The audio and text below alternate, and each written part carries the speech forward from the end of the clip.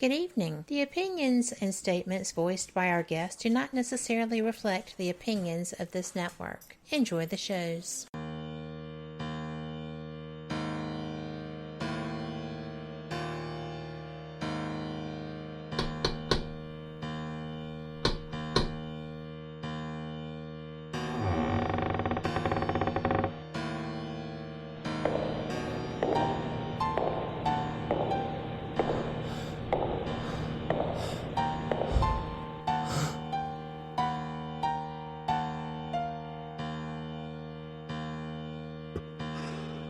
We've been expecting you.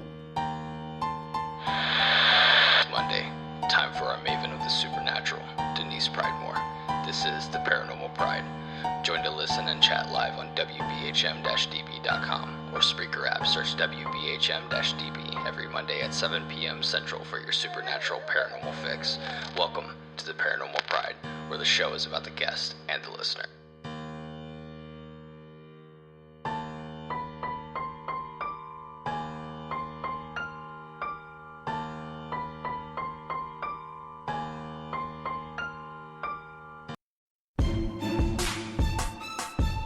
You are listening to WBHM Digital Broadcasting, the best in paranormal talk only on Paranormal Experience Radio. Broadcasting live out of Birmingham, Alabama. Welcome to the Paranormal Pride. I'm your host, Denise Pridemore, and I have a special guest for you guys tonight. I have Patti Negri. I have been excited about this since she turned around and answered me right away when I asked, and I was so excited because I didn't expect her to answer that fast. So I hope you guys are going to enjoy this because, well, even if you don't, I am. So it's going to be all about me tonight. No, it's going to be all about Patti, and we're going to have a great time. And if you don't know Patti, she was on Ghost Adventures, not just once, but multiple times. And you may remember her from the Halloween special at Zach's Haunted Museum there in Vegas. And she was the White Witch, and then the Dark Witch was down in the basement. And Patti made me laugh a lot in that one. Well, because I felt the turmoil between you and the other lady. I don't know if that was more of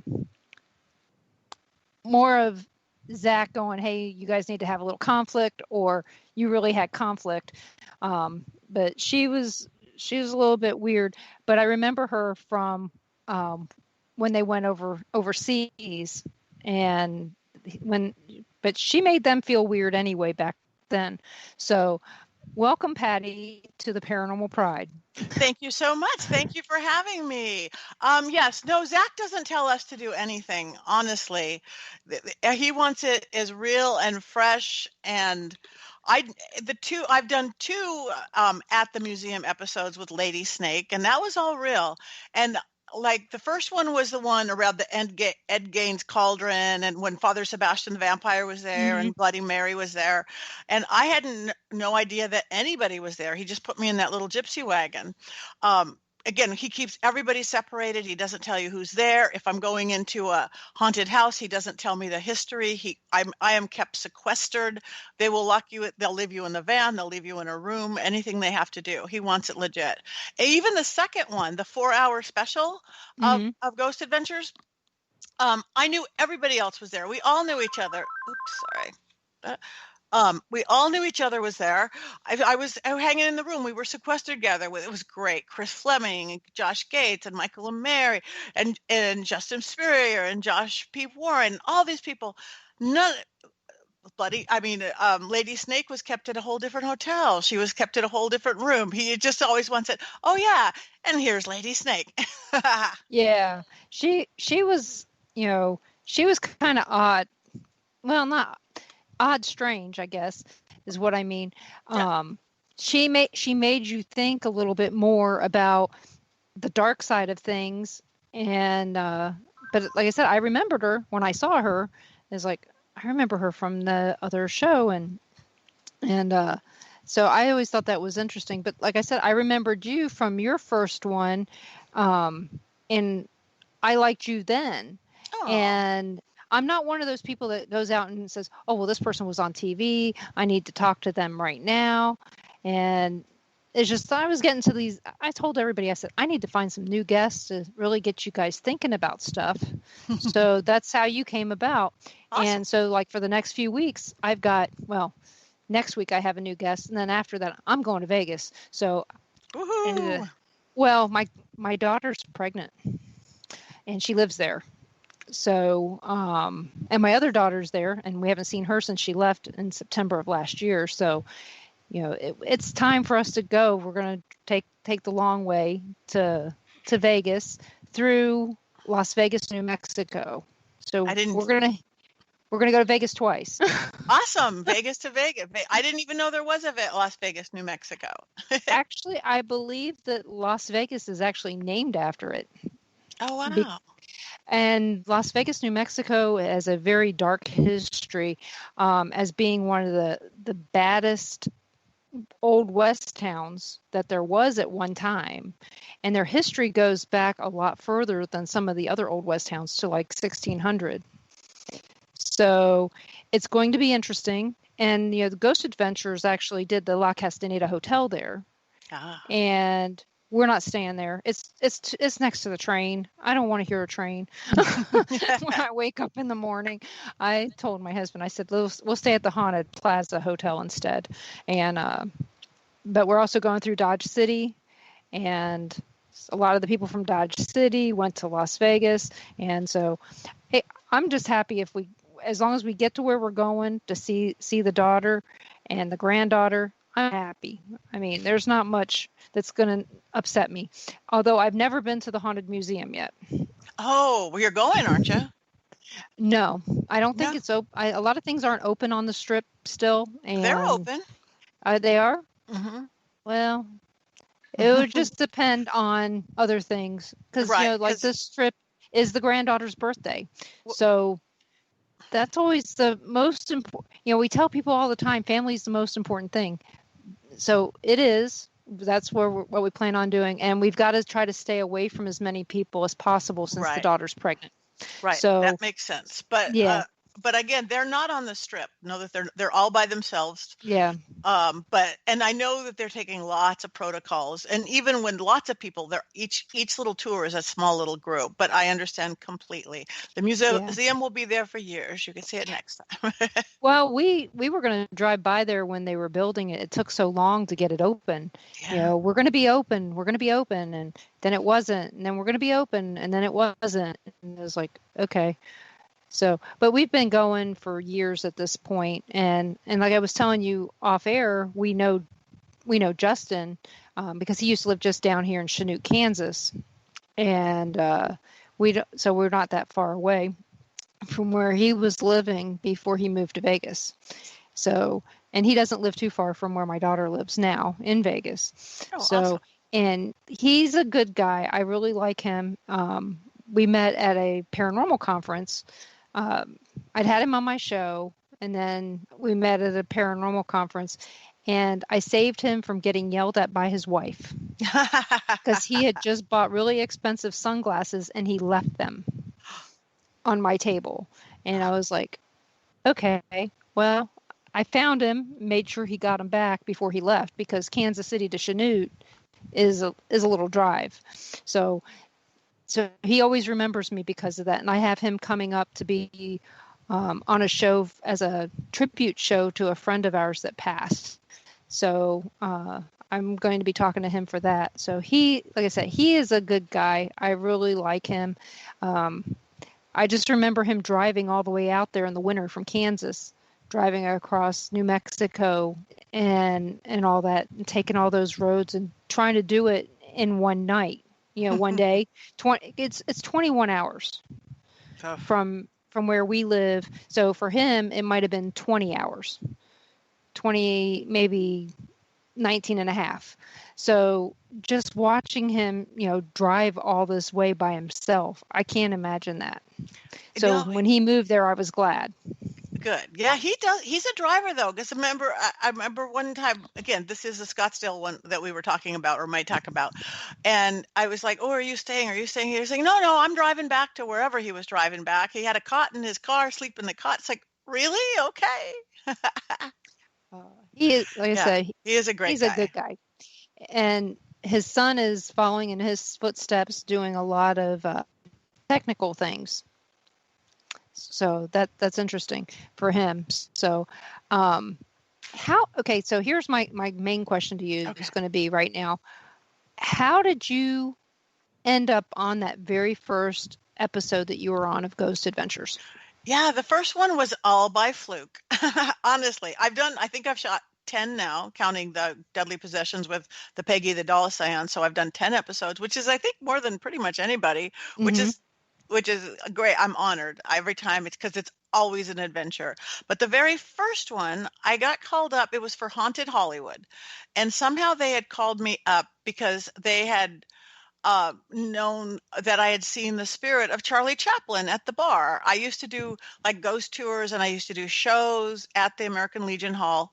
And I don't know, maybe the guy who ran the place said, oh, there's this medium girl who has seen Charlie Chaplin there. So I got called up.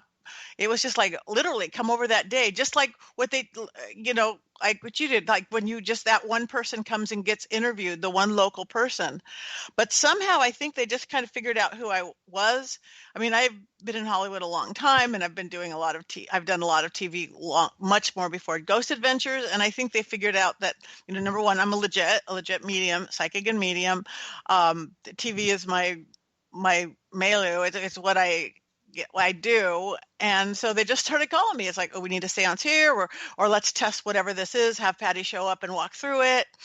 And then it got to the point I would even send them a couple places like, oh gosh, you got to go to this Reseda house. You guys have got to go. So on episodes like that, I'm less involved because again, they want it real. They want it legit. So I will show up at the beginning. Same thing with the Pasadena Ritual House.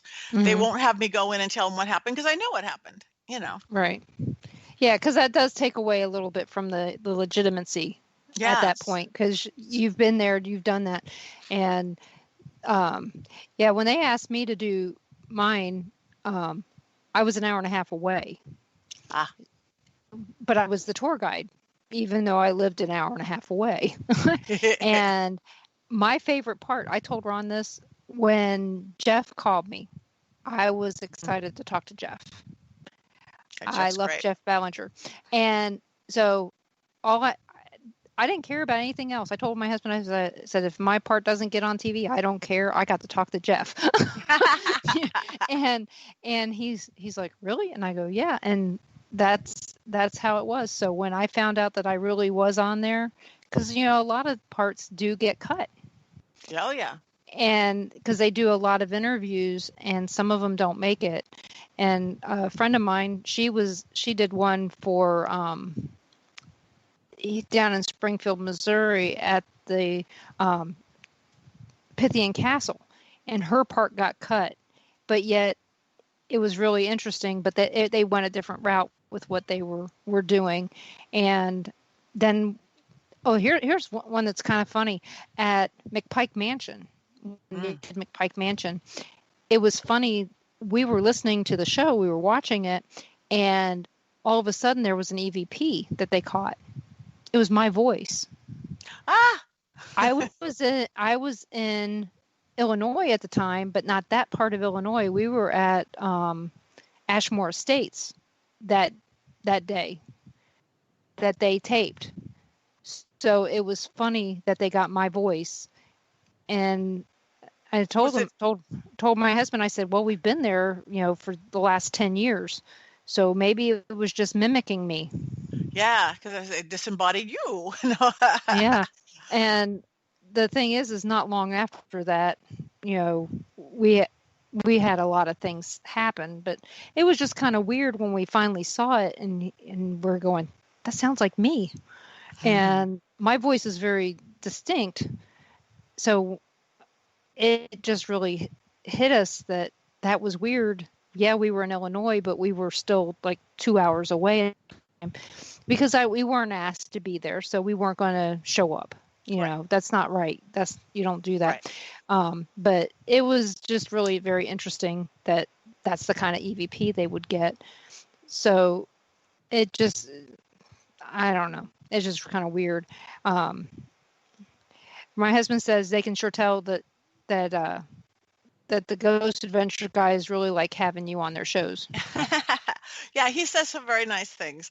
It's good because it gives them some confirmations and stuff. Again, when I walk into a house and fall down in a bathroom or this or that, and stuff that they'd already looked at that I have no idea of. And what I love is that I'm a low tech girl. I mean, I've been doing seances and things since I was 7 or 8, but the most high tech I usually carry is like some dowsing rods or something. But and when for the first time when I was seeing things like I'm explaining something that happens and Billy or Jay's in the other room with the SLS camera, he's showing on an SLS exactly what I'm explaining. To me, it's like, yeah, that's what I see. How'd you guys do that? That's amazing. So yeah, we have so many adventures. Again, a lot of it doesn't make it on because people don't realize that they shoot for like 4 days, 4 big days for 43 minutes. So Right. they just have to get their story in the best that they can. Right. And sometimes things don't happen, so they fill in with other stuff too. Like the one in Jamaica. The one in Jamaica, they filled in with a lot of goofing off, playing soccer and other stuff. So, I mean, I know that happens. So, and that's the reality of it. Sometimes there's not a lot of stuff so you have to use the goofing off stuff to fill in the space. So, but Yeah. Are you doing any more things with them? I never know until it happens. Literally, I actually just talked to one of their producers. Was looking for something specific here, but I'm like, I'm sorry, I cleared that. It's all clear. We do that backwards thing often because one of the things I do, I'm clearing spaces and clearing houses and stuff. That's why every once in a while I'm going, ooh, you guys might like this, and they do or they don't. They vet it out, but. They were looking for something in a certain area. So maybe, but we'll see. One thing I did see. I watch Days of Our Lives. It's been on TV since I was, born. I was born in 65. Yeah. So I was born in 65. It started in November of 65. And someone in my family has watched it this whole time. So I know almost every show except for the last month because our TV has Dish is fighting with them, with that channel. But I know everybody. And you were on one episode in 1986. One of my first TV things. Oh my God. You didn't see that, did you? Yeah, I did. Oh my God. I don't know that I don't remember it. I know that I saw it because I was pregnant at the time and I was sitting at home waiting to have a baby. So I know that I saw it. The thing is I can't picture you, but I remember the storyline. So, and so I was reading through your IMDb and I was like, huh. And you were on Miami Vice. Yeah, I did a lot of Miami Vices, but I did a lot of voiceover. So again, just like your voice on Ghost Adventures, if anybody listens closely, though I don't have as distinctive a voice, I used to do a lot of their ADR and voices. I even did one episode where I had to they didn't like some woman's voice and I had to redo her voice, like match up the voice. And that's the first time I had ever done that too. So, so my voice is on way more Miami Vices than I am, but. Well, a friend of mine that I filmed a film with, I was the liaison and I was in the film. Richard Grund was also in Miami Vice for only, I think, one show, but he was also a bodyguard back in the day. So I remember him sharing his, it happened to be on and he taped it with his phone, the clip, and said, look, this is me back then, So it's funny. You guys may have crossed paths, may not even know that you did. Yeah.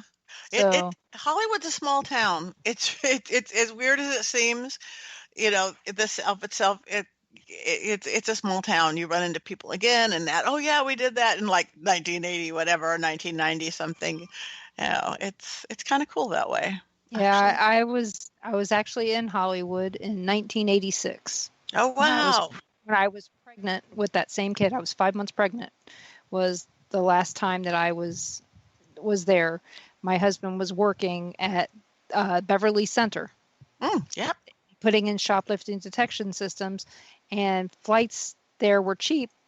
And he goes, "Why don't you come out here?" Because he was going to be out there like I think it was like a month or something. So I don't know, but we're at our first break. Everybody, you're listening to WBHM Digital Broadcasting out of Birmingham, Alabama. We'll be back with Patti Negri here in just a few minutes.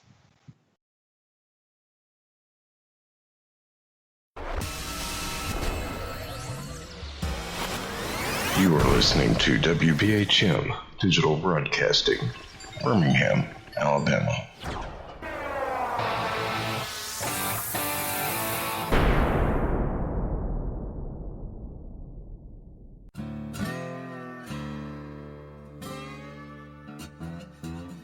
Oh, come on. I'm Southern, but... Nope. That'll do. Hello. I am Kat Hobson, host of Paranormal Experience here on WBHM Digital Broadcasting out of Birmingham, Alabama. I enjoy having guests from all areas of the paranormal, from ghosts to ufology to cryptids and beyond. You'll find some of the best researchers in their fields bringing you some great information. Join me on Wednesday nights from 8 to 10 p. Eastern here on WBHM Digital Broadcasting.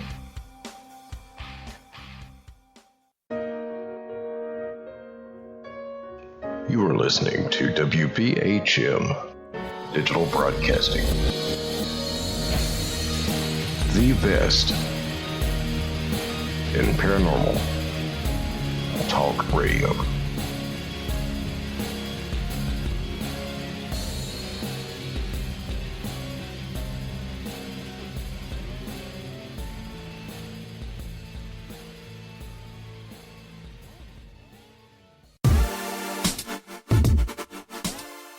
Listening to WBHM Digital Broadcasting, the best in paranormal talk, only on Paranormal Experienced Radio, broadcasting live out of Birmingham, Alabama. Since 1948, Fate magazine has brought you reports of the strange and unknown, all of them true. Fate Radio is carrying on that tradition, bringing you the unusual, macabre, strange, and bizarre. Join host Kat Hobson Sunday nights from 8 to 10 p.m. Eastern on WBHM Digital Broadcasting.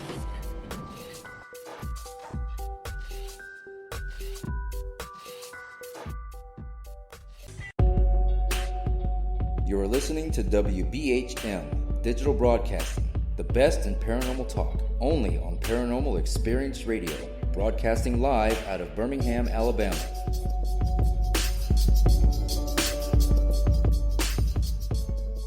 The time is 23 minutes after the hour. Welcome back to the Paranormal Pride. I'm your host, Denise Pridemore, and my guest tonight is Patti Negri. Hopefully you remember her from Ghost Adventures. And yeah, Gary really likes his dowsing rods. And I collect them. And Gary has used his dowsing rods to find graves, and to find other things that are missing around the house, things like that. So he enjoys his dowsing rods. He has the thickest dowsing rods I've ever seen. Really? Yes, they're very thick and very heavy, because he made my husband a pair just like them. That's right. I have them a little bit thick because some are too thin, and my thin ones actually bend, like with energy of spirit. It's not me bending them. All of a sudden, one starts getting this big bend in it, and then the other one starts. It just comes out of nowhere. So I like pretty solid ones, but I bet you his are bigger. Oh, yes, they are. They're very thick, and I've seen that with my. I have some that are copper, and if it's really warm outside, they will actually bend on their own. Wow. Yeah. So because copper's so soft, so but my favorite ones are my coat hangers. The Really? first ones I made out of a set of coat hangers, they work the best. That's I awesome. don't know why, but I have some made by some other people that were on Ghost Adventures. Kara Shoplinger, her husband, was on there for the mines up there near the Eureka mine. I think it is the Jefferson mine, something like that. It's way up north in California. So, but yeah, she made me some, and I have some that are telescoping, which are handy if you're giving a presentation. You can use them to point too, because it's long and straight until you bend it. So, so when did you start using dowsing rods for paranormal? I mean, that's all I've ever used them for. Actually, I think I started using them for my seances. If some people aren't really comfortable if I'm like channeling a spirit, and if I have a seance going around my dining room table or whatever, I want everybody comfortable. And if somebody doesn't want somebody talking through me, I just started to use those, and they became just this real handy dandy thing. So I think even from that very first Ghost Adventures, I always have them. You could see me oftentimes with them in my hand. Sometimes I get them put down somewhere because I'm not always doing that. So yeah, but I started out really not just doing investigations, but with just talking to spirit, just in my seances and mediumship stuff. I do a lot of speaking, so I might have like 4.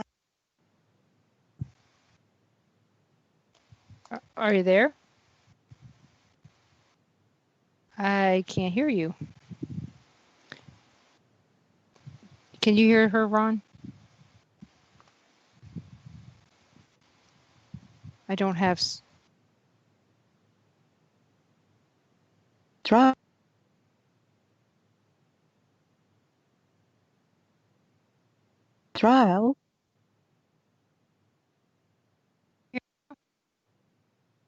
Cat, can you hear me? Okay. Hello? Hi. Okay. Can you guys hear us now, Ron? Hopefully we all come back. I don't know what happened. All I did was look down and saw that there was no light on my headset. Hello. I'm here. What? Okay. Probably, which we'll talk about that. Okay. Can you guys hear us now? Ron? Okay, he says he can hear us. We're all good. Okay. Back to the dowsing rods. You said you were doing seances and other things in the beginning. Were you doing tours along with those seances, or just suddenly started, you realized, hey, I'm spirits, I'm going to do these seances, and then I'm going to invite people or sell tickets, or what?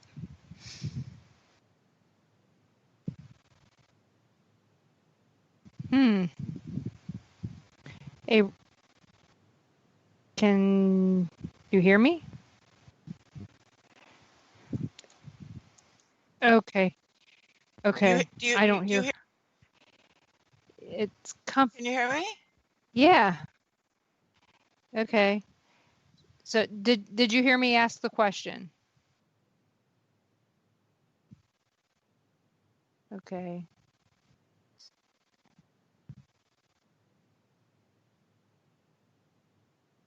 Okay. Okay. Okay.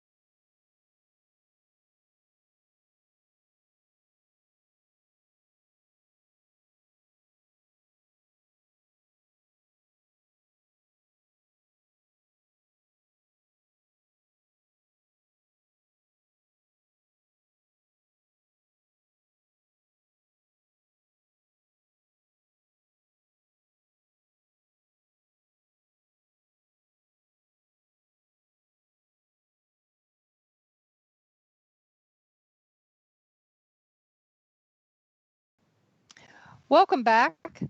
I know it's a little odd, but Patty's back, so am I.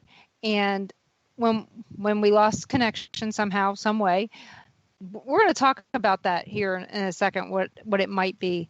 So we were talking about dowsing rods, seances. So when you first got started, was you knew you could talk to spirits? Did you just start out having seances and inviting people over, or was it like tours and events where you were selling tickets? Well, in the beginning, I started when I was 7 or 8. Okay. 7 or 8 years old in my little suburban home. But when I started doing it publicly, when this is what I do, this is my world, I just started a little around my dining room table. I have these little gatherings of 13 people or less that fit around my dining room table. And then again, get more and more with more popularity, I would be bigger groups and bigger groups. Then when it turned into galleries, like I might be at, say, UC Santa Barbara, and there's 500 people. So it's more of a gallery read. To me, what a gallery read, like, John Edwards or Teresa Caputo, I peek open the veil for everybody, peek open so we could talk to spirits. But my version of a seance is I blow open the veil so everybody really themselves could see. I've been just doing that since I was a kid. So I will take responsibility for all those. So again, if you have, 400 or 6 people in a big hall and you're on stage, they're really nice visual. And then I saw how accurate they were with everything. I started using them in my clearings. My other thing I do all the time is space clearings, house clearings, office buildings, agents buildings, law office buildings, get rid of, whether it's spirits, often it is, sometimes it's negative energy. And walking through a house, before my even psychic senses, it'll go whoop, everything to the right. Okay, up, yep, this mirror, go there. So it's just part of my toolkit for almost anything. And they're crazy accurate so much, even in just regular divination. I tested them for almost a year on sports teams, like Yankees are going to beat over Boston or whatever. And my husband's a sports guy. And we'd look at the thing the day before and I'd say, okay, this team will win or that team. He's like, that team can't win. They're the worst in the league and blah, blah, blah. That team. And my dowsing rods were always right. I was like, these are good. Okay. Well, I know we use them quite a bit in different things, but it gets to the point sometimes. I don't know with you. You were saying before that that you like to use them because sometimes people don't get it. I guess when you channel a spirit and they're coming through you, it's more like a visual. The dowsing rods. Well, yes, for people if there's somebody's not comfortable, like, again, the ones around the table aren't like the ones on Ghost Adventures. I am not channeling serial killers or the Black Dahlia murderer or anything like that. The ones around the dining room table, or I just did 2 for 50 people in Virginia City around the suicide table 2 weeks ago. That was my first live event in months. We had to dance around figuring out social distancing, but we did. 50 people each. But the little ones around the table, or even the bigger ones, if anybody's uncomfortable, I don't want anybody uncomfortable or nervous because that affects the energy. So if they don't want me all of a sudden to take on grandma's face and exact movements and things like that, I will just talk it through it or use the thing. Okay, look at grandma's right there on your left. Grandma's right there saying yes, saying no. And some people are just more comfortable that way. I can agree. I know that when I was doing tours, I would use the dowsing rods to demonstrate to people how the spirits would answer. And eventually I got to the point to where I didn't need the dowsing rods anymore because I knew what the spirits were going to say. I could hear them. Right. You get to that point to where you just know, and then you stop using them, but I still carry them. I may not use them, but I still carry them. Right. And it's actually kind of funny at times.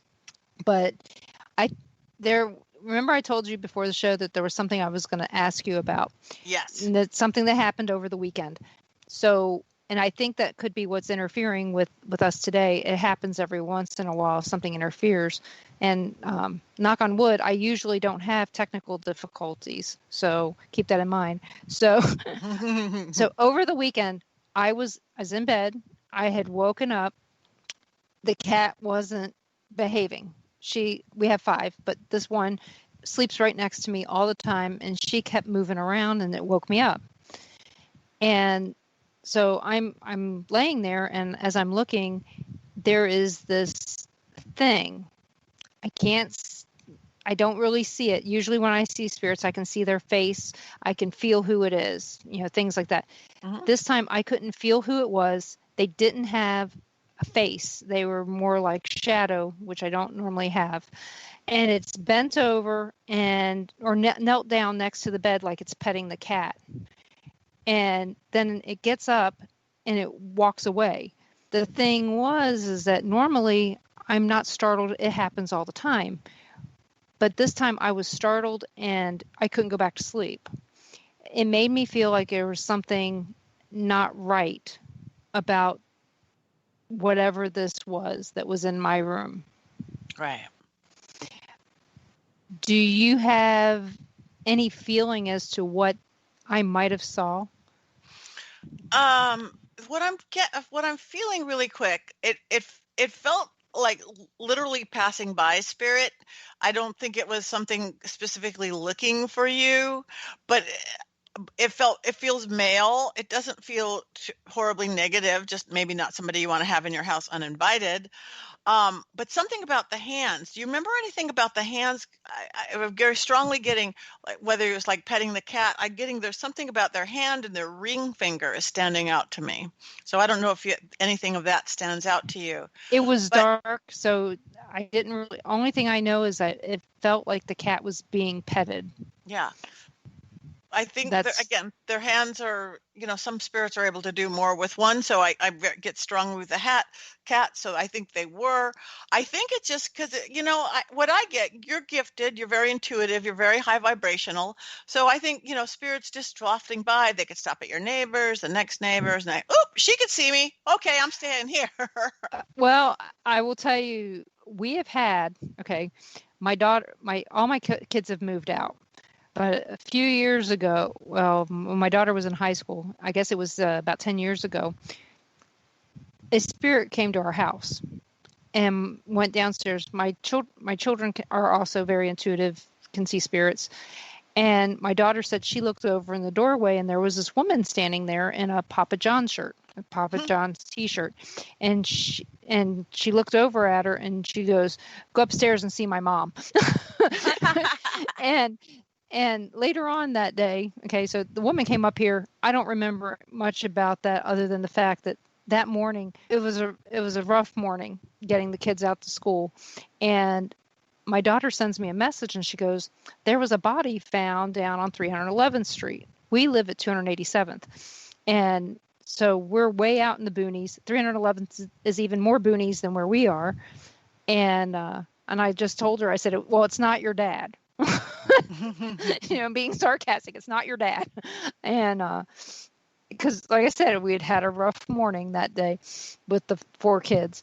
And she goes, "No," she goes, "it was a woman." And I go, "Okay." And later on that day, we're watching the news at 5:00 and they put this woman on TV. We didn't have the sound on. And Lauren goes, "That's her." And I go, "Yeah, it is." And found out that this was the woman that they found in the ditch. Wow. Because we live on a main thoroughfare. A lot of times when people are trying to hide from the highway, they go by our house. So it's quite possible that we have a lighthouse out there to spirits. When we were all here at the same time, it may have drawn them here, but I sometimes feel like we have an open door policy when it comes to spirits. So it's either that or I'm getting ready to go on an investigation and I didn't know it. Because I don't know about you. Do you get visits from spirits before you go on an investigation or go to do something? Sometimes, yes. And even more than investigations, if the clearings that I'm going to do, if I'm going to go do a clearing it's like, what? You both, they come visit me, like, oh, you don't need to come. You don't need to come. You don't need to come. Or the place, it either comes at the place that I'm going to clear, whether it's a week away or a few days away, it either gets way more active or absolutely stops the activity, I guess, depending on the thing. But so I try to not put it in my head. I'm not going anywhere. I'm not catch them off guard. Well, I know sometimes they catch me off guard. It kind of makes me, a lot of times when the spirits come to me, it tells me that we're going to have a lot of activity to the place that we're going. Mm-hmm. Yeah. Because they're excited that we're coming, or, oh, wow, fresh meat. I don't know what it is. Again, you have an open sign on. Yep. So, but we do have a question in chat. It's from April. She's my cousin. And I'm proud that she's my cousin and she listens. You know. She goes, "What did your school friends think since you started at such a young age talking to spirits?" Well, I was really, really shy. So honestly, I had a very, very small group of friends. They were just kind of used to me. We did interesting things, but I don't think as a rule, if kids in school would have, what, Patty talks to dead people, what, Patty has all these imaginary friends that aren't imaginary at all. Even on the magical side of things, I would find myself, in the backyard picking rosemary and just knowing if I put rosemary in my mom's purse, it would draw money for her. It's just in the blood. But kids, I don't think what I can remember didn't think much of anything. Oh, I was shy, really shy. I don't see that, but I know nobody who knows me now can realize how shy I was. Well, that's the thing. People know me now, and they wouldn't believe how, how uncouth I was, or how I used to just say exactly what was on my mind in such a way that I didn't care if I hurt somebody's feelings. So I used to not have that sense to know when to shut up. So I do now. Working in the corporate world, you learn that. So, right. But April has another question. She goes, "What do you think of Zach, or did you get a read on him?" Oh yeah, he is brilliant. He is great. I love that man. He's got a magic about him. That's true. Believe me, I get calls every day from all over the world. No, it's just fine. It's just his magic. He's really, really intuitive himself. He takes it on. And the coolest thing about him and the crew is that they're 120% committed. They really are. I mean, you know that from working on him. I mean, I used to watch the show a little bit, but not a whole lot. And I used to kind of, like a lot of people think, oh, who are these big macho guys in tight t-shirts who, terrorize the ghost and run like a little girl when a pin drops. But the second I got there, I go, oh my God, it's just, they are that child. They have that childlike wonder. They are committed 120 and 130%. They put every cell of their body into it. That's why they're in their 21st season. That's why they're in their 11th plus year, because it's passion. It's real. And they love every second when it hasn't got old. It hasn't got old. Yeah. Well, I'll tell you, my read on Zach was that he's a type A personality and his name's going on that and he wants it to be perfect. Yes, that too. Because the behind the scenes things are a lot different than some of the stuff that you see on TV. Right. He's a multitasker. I mean, he could be, number one, he's starring the show. He's executive producing the show. He's directing as he goes. And we're like most TV shows, you've got 30, 40 people and this guy's moving this light and this guy's, they're not, it's not just the four guys anymore. There's a couple crew members, but they do everything. It's more like an old fashioned theater company. It's like, Billy, bring over this light. Aaron, get that, do this, do that. But he's pretty good at multitasking, staying in the moment with whatever's going on and saying, we need this kind of a light over here. We need this over there. We got to catch it before the sunset over there. And then get the K2 meter, then get the SLS and do, more than you guys see, because you guys on the TV people don't see the, the technical part of where you set up the camera here and getting the cords in. He's kind of like an octopus that way, multitasking and staying in the moment.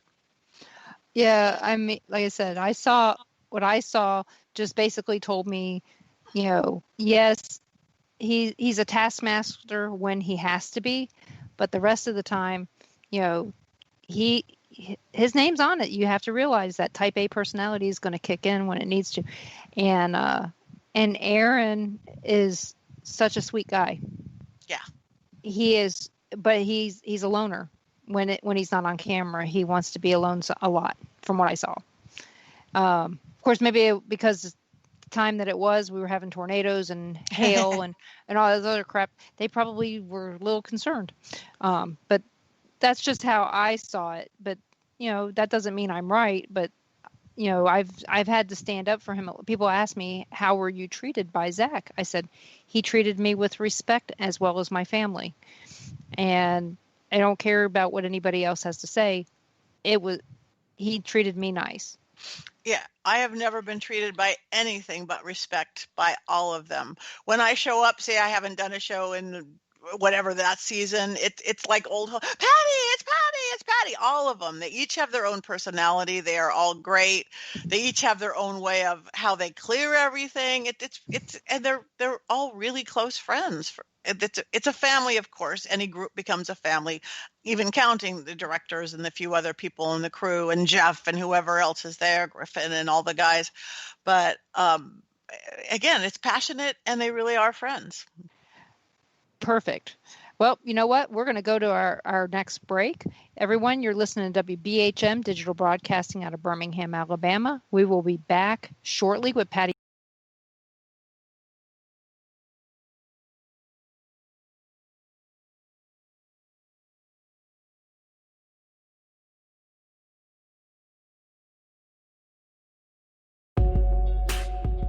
You're listening to WBHM Digital Broadcasting, the best in paranormal talk, only on Paranormal Experience Radio, broadcasting live out of Birmingham, Alabama.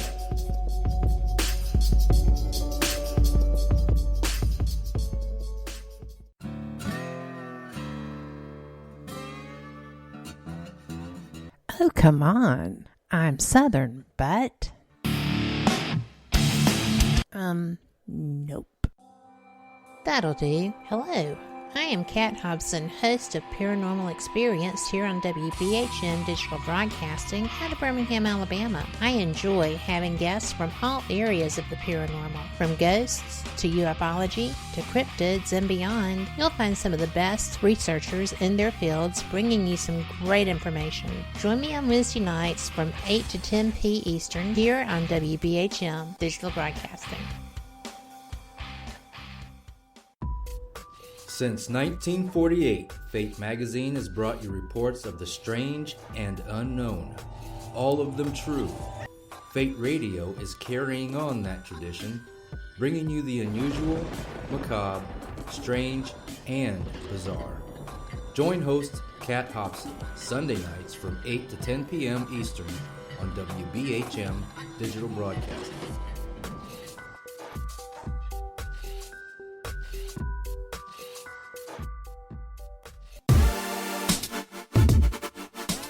You're listening to WBHM Digital Broadcasting, the best in paranormal talk, only on Paranormal Experienced Radio, broadcasting live out of Birmingham, Alabama. Welcome back to the Paranormal Pride. I'm your host, Denise Pridemore, and my guest tonight is Patti Negri, and we are having a good time. So if you want to have a good time, ask a question and we'll get it asked and answered. So what are some of the other shows that you've done? Not that many paranormal shows. I do like the regular shows who need something paranormal. Jeff Lewis Flipping Out. I've cleared his house for him. I've worked with Nicole Richie. I've done many episodes of, again, some silly shows like Bad Girls Club. I work a lot with Awesomeness TV and their show, LA Story, which are very youth oriented, and I love, because I love working with high school and college. And again, just opening up their mind, not just about paranormal, but about possibility and how powerful we are. Oh, wow. I don't know. Beverly Hills Pawn, the Beverly Hollywood Hillbillies, just name a reality show, whether it's on my IMDb or not. I've good chance I've done it. And so I remember my first one, like 2008. I used to be very closeted, though. Because I ran a production company. Still do, a company called Brain Brew Entertainment. And it was very corporate, like you come from the corporate world. And I produced these big shows, big live, like industrial song and dance extravaganzas. And I'm like, these people cannot know that, I talk to dead people and dance around the thing. I'm talking Microsoft and all these big companies. Mm-hmm. So I kept it really separate. Then in 2008, when that great big crash came, the economic crash came, and Mm-hmm. corporate entertainment became a dirty word, and reality TV was picking up. I remember getting a call from somebody. They going, we need somebody who's really good at seance. We need a seance for this show called Mobile Home Disaster. I'm like, nope, I can't do it. I have to keep that very private, even though my private life was all of that. I went, no. They go, please, please, please. I'm like, well, what is it? They're going, it's Mobile Home Disaster on CMT, Country Music Television. And again, this is way back when. I go, well, nobody's going to watch that. Okay, I'll do it. And then I went and I fell in love with the genre. I also have a huge sketch comedy. I used to be a regular at the Comedy Store and all these places I used to tour. So it's like, oh my God, reality TV. They follow you around with up to 3 cameras. You get to do what you do. I get to get my little message of empowerment and how amazing we as humans are. So again, it was great. And we did the seance and I go, I love this, but no, that's no more. And then I remember once it aired, my first corporate client called and she goes, Patti, I saw you on TV last night. And I'm like, oh God, I'll never work for Bank of America or whoever it was again. And I'm like, oh yeah, well, she goes, I didn't know you were into the paranormal. I love the paranormal and blah, blah. And we had the best conversation ever. So we had, and it didn't hurt my corporate thing. But again, that world kept continuing to go down, that corporate. And the other, all of a sudden I was discovered in the reality world, in the Hollywood world. I was still there as an actress, but just not as much because I was so busy running my production company that I just kind of felt this is more fun than even acting. This is even more fun than producing big shows. And I remember the first time I walked on, none of it is about money. I do nothing for money. I mean, I do, of course, get paid for things, but that's never, ever, ever been a goal of mine. But I do remember the first time I walked on a stage, it was just me speaking. I was doing, again, another college or corporate thing, kind of mediumship, lots of people. And I remember walking on stage. It was just me showing up. They treat me great. And I'm walking on stage and I go, oh my gosh, I am getting the exact same amount of money for this that I got last week to produce a show that out of the same money, I paid 7 actors, 3 musicians, a rehearsal hall for 2 weeks. I printed the programs. I helped make the costumes. I did the props. And now I'm just walking on stage. And again, they're both inspirational because then I'm teaching like motivation and HR policies via, Ethics Jeopardy or during a murder mystery or whatever. But now I'm doing from my spiritual perspective, from my look how cool we are. So it just, I go, oh, okay, this is where I'm being led by spirit. This is pretty awesome. I mean, I still have my production company. I've got people out doing a couple things this next week, I think, but it's become my side job and not even very often. Well, that's good. I mean, as Yep. long as you're happy, that's Very the thing. You're happy, and that counts for so much more. Like you said, it's not the money. Yeah. You're paying your bills, but you're having a good time and you're meeting all these people. Yeah. I love it. That respect you for you, not for your business. Yeah. And again, I just like little light bulbs turning on. So, again, you're a corporate, you go to corporate conventions and those are great. And everybody's out to do something. Go to a paranormal convention and woohoo, everybody's there just to have fun. Yeah. Or a spiritual convention, because I do a lot of those that don't have anything to do with the spirit, just more new age and spirituals, again, motivational stuff. But again, everybody's there to learn and grow and be inspired and inspiration, not just what's the bottom line at a corporate convention. Well, at a corporate convention, a lot of times it's because you're forced to be there. Right. And you're going, okay, I'm just looking forward to the bar tonight. I mean, Yep. Let's be Yes. honest. It's what I've seen. They took us the first time I went to Vegas. I went with my boss. Okay, you never want to go to Vegas with your boss and be staying in a hotel that has burlesque girls on the tables. Makes you feel really small and overdressed. Actually, I was fully dressed and I felt overdressed or underdressed. I wanted more clothes. But yeah, they had to stay at Planet Hollywood, and it's like, this doesn't seem like the right place for this meeting, at the time. And so I kind of laughed. But like I said, that was the first time I'd ever been there. I had no clue what to expect. Luckily, my boss, he had four kids and a wife. He was just kind of walking through, not paying attention to anything. Neither was I. But I do happen to see stuff. I do pay attention to what's going on around me. But I can say that during those meetings, I was just looking forward to when we were going to go eat that night. Right. And so it didn't matter who was talking, no matter how good they were. I was still looking forward to when I was going to go eat. So, and I will tell you, at paranormal conferences and stuff, yeah, I'm looking at who do I get to meet. Yeah. Yeah. And I'm excited to meet each person, no matter who they are. I'm excited to meet them. And that's how people probably feel when they meet you. You've been on TV. I know when right after I was first on TV, a lot of people saw me and said, I know you. And I'd put my glasses on, and then they go, oh, you are on Ghost Adventures, because I don't wear my glasses. They're on the top of my head. And that's when I realized, great, there's going to be people that are going to be watching me because I was on TV. Do you, because of that, I have stalkers. Do you have stalkers? Well, I have a few, overzealous fans, I'm going to say. I don't even use that term because I don't want to turn it big negative. I'm very careful. And remember, I'm not just a psychic. I'm not just a medium. I'm not just a paranormal investigator. I'm a witch. I'm a good witch. I don't do anything negative, but I'm really good at warding. I'm really good at protection methods. I'm really, really good. So, I'm insanely public for who I am. Yes, I do get, recognized in the grocery store, but I do still have people come to my home, not during COVID, but I have people come to my home. My address is very public, but I'm really good at my magic. Well, we're going to talk about that magic after the top of the hour, because I don't know anything about witchcraft. I don't know anything about that, only that I know that you are a witch. So I will talk to you about that after that. So, I am going to ask you this question. April asks, have you ever had someone come up in a reading that really scared you or wasn't meant to be present at that reading? So basically a spirit.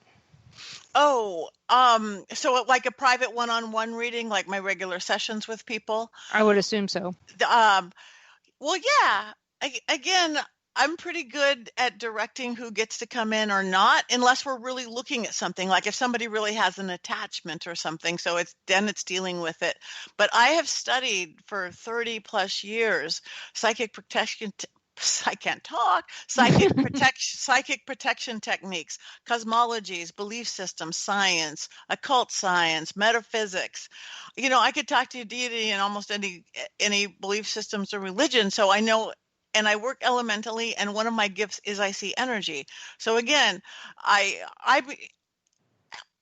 feel pretty confident, even going in some of the darker places on Ghost Adventures, or I've had some crazy things. I've had literally, not on Ghost Adventures, but another show, I've had somebody burst into flames in front of me, but I said, okay, I know how to shut this down.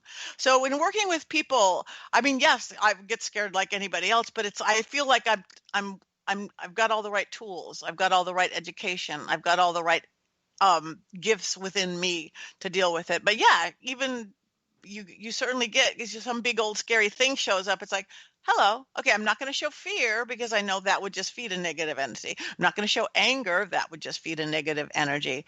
But since I was talking to spirits, again, as a toddler, I just kind of knew that this realm, this three-dimensional realm, was our realm, this world, that they really had to play by our rules unless we gave them our power. And most people just give them their power, again, with that fear or anger or, and you just give away your power. And since I was a little tiny thing, it's like, no, this is mine. You can't have that. And guess what? They go away. And you get into deep, deep demonic or really dark spirits, it's a little harder to do, but 90, high 90 something percent of the time, I go in with that full belief that I'm in charge, and therefore I am. Again, on a Ghost Adventures, or my crazy thing that happened was at Marilyn Manson's house, then you could say, okay, I want to know what's here, and I want to take the consequences for what's here, but I still never give up full control. But so circle back around to April's question. I don't think in just doing a regular reading. Some of the harder times were probably at place clearings with the people. I mean, and some of those have been really funny too. I've literally got the ghost of Aaron Spelling, the old TV producer from Love Boat Fantasy, out of the house, haunting the new people who live there. And I'm like going, this is the funniest, weirdest, scariest, most, I'm banishing Aaron Spelling from Spelling Manor. Right. Well, you know what? We're going to come back and talk some more. We're at the top of the hour break. So everybody, this is your time to go get another drink or snack, whatever, take the dog out. You're listening to WBHM Digital Broadcasting out of Birmingham, Alabama. We'll be back with Patti in just a few minutes. It might seem impossible, but even now, you can get the pandemic updates you need, alongside uplifting moments that keep you going. Stay connected with stories for every side of you, from NPR and your listener-supported local NPR station. Live from NPR News, I'm Jack Speer. The Republican National Convention gavelled in from Charlotte, North Carolina this morning. But as NPR's Sam Gringlass reports, primetime events will continue this evening from an auditorium in Washington, D.C. President Trump's son, Don Jr., and Senator Tim Scott, the lone black Republican in the United States Senate, will headline the convention's first night. Former UN Secretary Nikki Haley will also get top billing. At the GOP gathering in Charlotte, RNC Chair Ronna McDaniel called the Democrats' convention depressing. Our party is unified, our supporters are energized, and now we will go forward confident in our cause of re-electing President Trump and Vice President Pence in 70 days from now. President Trump made a surprise appearance in North Carolina, speaking for nearly an hour at the indoor gathering of delegates who made his nomination official. Sam Gringlass, NPR News. New York's Democratic Attorney General is asking a court to enforce subpoenas in an investigation into whether Donald Trump's businesses inflated assets on financial statements. State Attorney General Letitia James, in a petition filed today naming the Trump Organization and other business entities. It also names Eric Trump, the president's son. The Attorney General is looking at whether the Trump Organization inflated the value of its assets as it sought to secure loans, tax breaks, and other economic benefits. Former Republican Senator Jeff Flake of Arizona is endorsing Joe Biden for president. From member station KJZZ in Phoenix, Jimmy Jenkins reports Flake says it will be the first time he's voted for a Democratic candidate for president. Citing President Trump's defiance of the intelligence community, his treatment of allies, and a litany of other complaints, Flake says he cannot support a man who he believes is damaging the country. In a live-streamed address, Flake posed a question to fellow Republicans who believe in the power of conservative ideas. Will we be in a better position to make the conservative case for governing after 4 more years of this administration? For Flake, the answer is a hard no. He argues it is no longer enough to simply register disapproval of President Trump. He must be replaced. Arizona is considered a key battleground state in the election. For NPR News, I'm Jimmy Jenkins in Phoenix. World Health Organization officials say using plasma from those who have recovered from COVID-19 to treat those who are sick is still considered to be an experimental therapy. That preliminary results on whether the technique works remain inconclusive. President Trump over the weekend approved an emergency authorization of so-called convalescent plasma for the treatment of COVID-19. WHO's chief scientist says studies on the effectiveness of the technique have been small so far. Stocks continued their record run-up. The Dow gained 378 points. The Nasdaq was up 67 points today. You're listening to NPR. The popular Chinese-owned video app TikTok is taking aim at the Trump administration's efforts to ban it from the U.S. amid security concerns. Owned by Chinese company ByteDance, TikTok contends the app poses no threat. A suit filed today in federal court against the Commerce Department, President Trump, and Commerce Secretary Wilbur Ross. The company saying it's seeking to prevent the U.S. government from banning TikTok without, quote, due process. Scientists in Hong Kong say they have studied a patient who was infected twice with the coronavirus. NPR's Richard Harris says more. The 33-year-old man first got sick in March with a headache, sore throat, and fever that lasted 3 days. He tested positive for the coronavirus. Long after he recovered, he traveled to Europe. When he returned home in July, he tested positive again at the airport. However, the second time around, he did not have any symptoms. So it could well be that his immune system was primed for a second exposure and successfully protected him. This is the clearest evidence to date that people can get infected a second time with the coronavirus, though it's only a single case, so it's not clear whether this is just a fluke. The research has been accepted for publication in a journal published by the Infectious Diseases Society of America. Richard Harris, NPR News. One thing that has been shifted by the coronavirus, requirements concerning carry-out cocktails and other alcoholic beverages.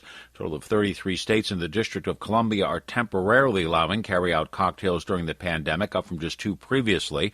Struggling restaurants say it's a lifeline allowing them to rehire bartenders and pay rent during the coronavirus pandemic, which has severely cut back on the number of people dining out. I'm Jack Spear, NPR News. Welcome back to the Paranormal Pride. I'm your host, Denise Pridemore, and my guest tonight is Patti Negri. And we are going to talk about the rest of the questions we have in the chat before we get to the witchcraft. But I think some of the questions in chat have to do with that as well. Another question from April is, she asked if you do remote viewing as well. I do a little bit of remote viewing, not a lot, because I'm always so right in the moment and doing with whatever I'm doing. I've just never put that much effort, time, or thought into it. Every once in a while it'll come up. It's like, oh, okay, let's give it a try. I do probably more of it than I even thinking about doing it. Oh, I'm doing remote viewing right now. It's just part of whatever I'm working on or doing. But it's not one of my like, oh yes, I'm the remote viewer of the world. Nah. Does when you're doing readings and stuff, or even remote viewing, does it wear you out? It can. Again, I've gotten good over it. Of really kind of controlling my energy to an extent.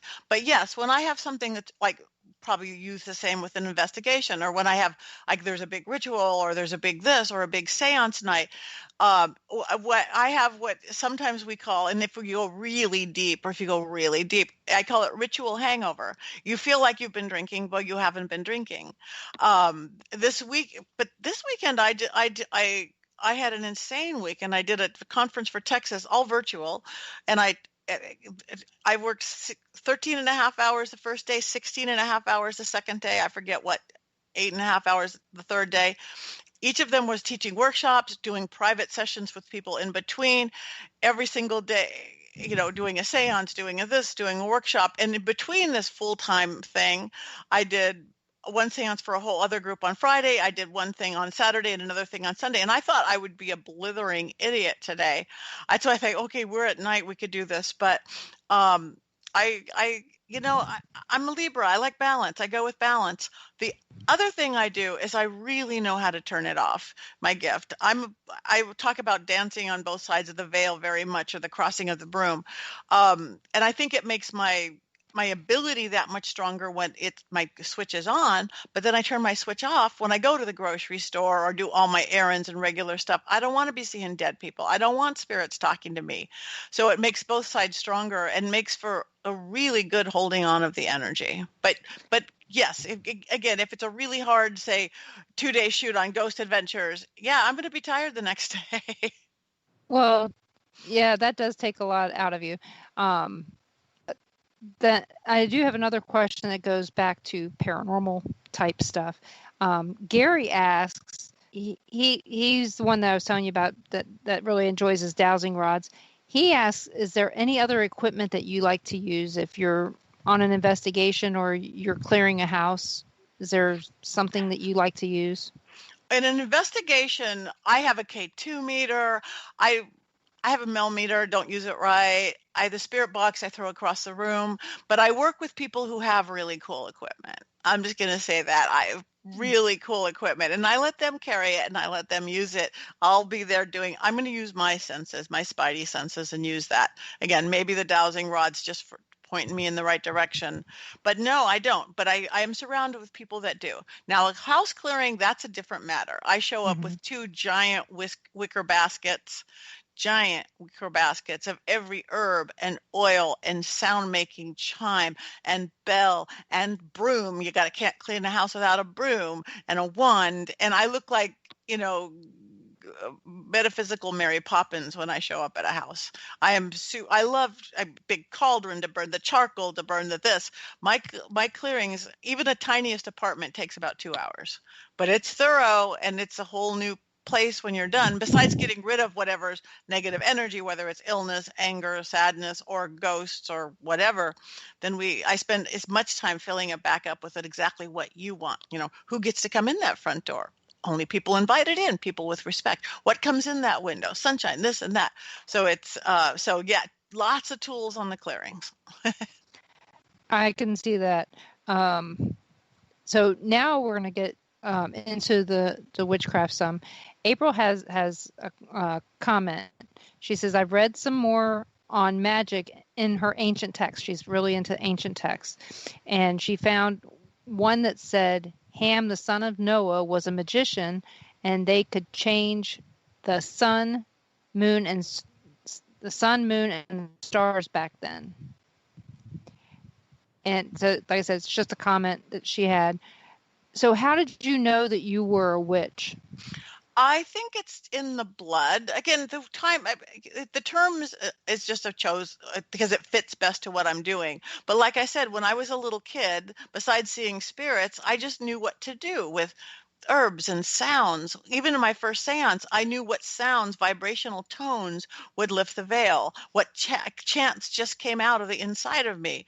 So I was raised without any kind of religion or belief system. My mom would have been a good, healthy Protestant. My dad would have been Jewish, except my grandfather was this extraordinarily famous psychoanalyst, psychologist, hung with a Hollywood set.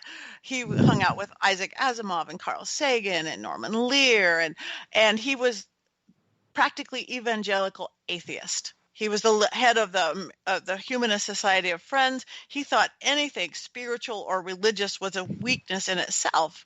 And so the word God to me was like a dirty word. I didn't know why we didn't talk about it, but we didn't. But I would drive by a church and go, I love the energy there. I see it coming out, or a temple, or a mosque, or a synagogue. And I'd see what this magic of spirit did.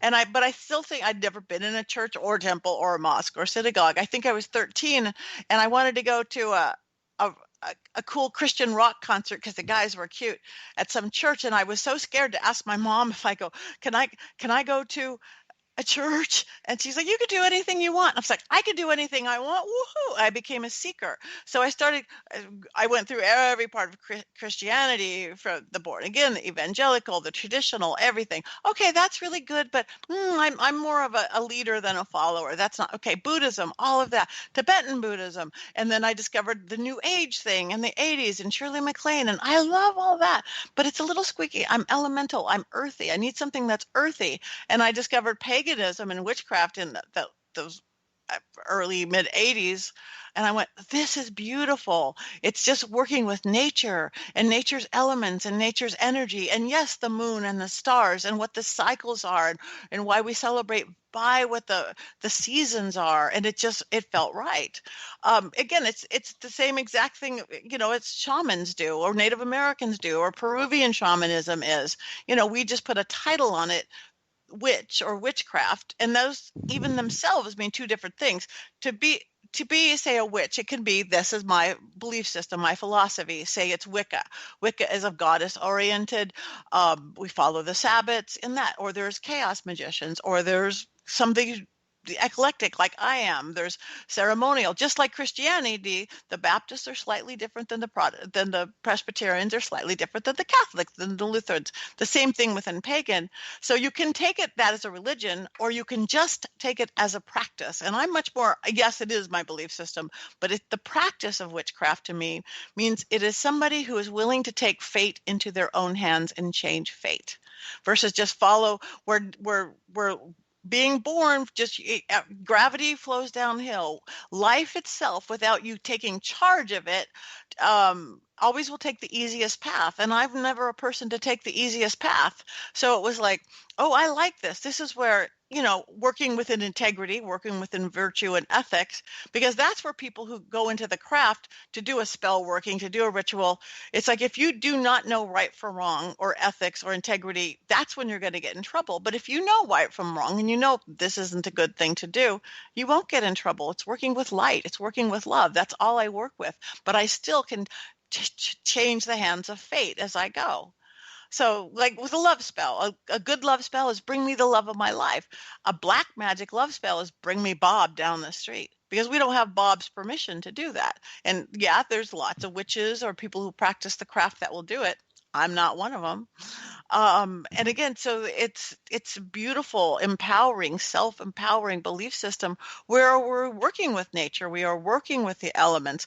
And it in my world and understanding all of these, it doesn't conflict with anybody's belief system. It doesn't conflict with anything I know about Jesus or Christianity, not one iota. Sometimes what church teachings are, it does, because they say beware of this, but a lot of those were just control methods put into the 15 and 1600s. So I'm both. It is my belief system. I, believe in not just one big male God. I believe there is a feminine aspect to divinity. I do really work by moon cycles and Sabbats, and I'm also a practitioner of the craft. Again, I believe in magic. So that's where it came from. I was born into it. I was making weird mud pies out of knowing what to do with cinnamon when I was a kid. It's just in the blood. Well, you should just have them when you do a speaking. Have them play I Believe in Magic when you're walking out on stage. Exactly. They probably have. Well, I will tell you, when I was 13, that's when I started exploring all the different religions, because I've never been baptized. I'm the only person in my family that's never been baptized. And my mother said, you need to discover your religion, not a religion. I need to discover mine. And April's father was my uncle, and he was a minister, but he's not the only minister that was in my family. So, and I was raised Southern Baptist, hellfire, brimstone, all that stuff. If you dance, you're going to hell. It was just the way that it was. You didn't cuss in front of my grandmother, because she was her Bible thumper, and she went to church every Sunday, and so did you when you were there. And so I learned a long time ago to explore other religions. And in college, I also took a Joseph Campbell honors class on religion, and learned a lot about religion and how all of them pretty much overlap. May not have the same names, but they all have a creation. Yep. They all have an end. But you'll find it when you're doing that. So I learned a lot, when I was 13, 14 years old. And then later on in my 20s, I learned about religion through Joseph Campbell's eyes. And I suggest people read into Joseph Campbell, because he has some amazing words. I mean, just words, and they will make you think. And a lot of what you've said should make people think a little bit about everything that's around them. So, that's what that's what I, again, working with people, and all these times, people again, give away their power. For one, they give away their power to other people. They give away their power to fear all the time. They give away to false self-limiting belief systems. And I'm not even talking just belief system, what we can or can't do. So that's when I wrote my book, Old World Magic for the Modern World. It's super simple, but it's just like, we are magic, you guys. We can do this. And yes, we are working with God's herbs and God's oil sometimes. We don't need to. They're just tools. You don't need anything but who you are. But people are amazing. We are amazing. We're resilient. Yeah. And that's April's going to find out exactly how resilient she is once she gets into her new house, after living in a camper with 7 boys for months. Wow. So yeah, so I can't wait for the 27th to come so that she can walk through that front door and feel that rejuvenation of, yes, it's going to be a whole new start. I can't wait for that for her. But everybody, you're listening to WBHM Digital Broadcasting out of Birmingham, Alabama. We'll be back with Patti Negri in just a couple minutes.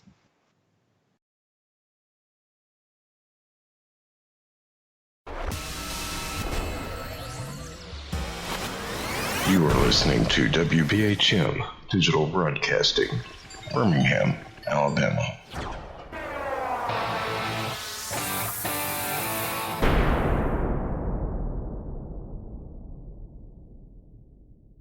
Thank you for listening to WBHM Digital Broadcasting out of Birmingham, Alabama. The time is 23 minutes after the hour.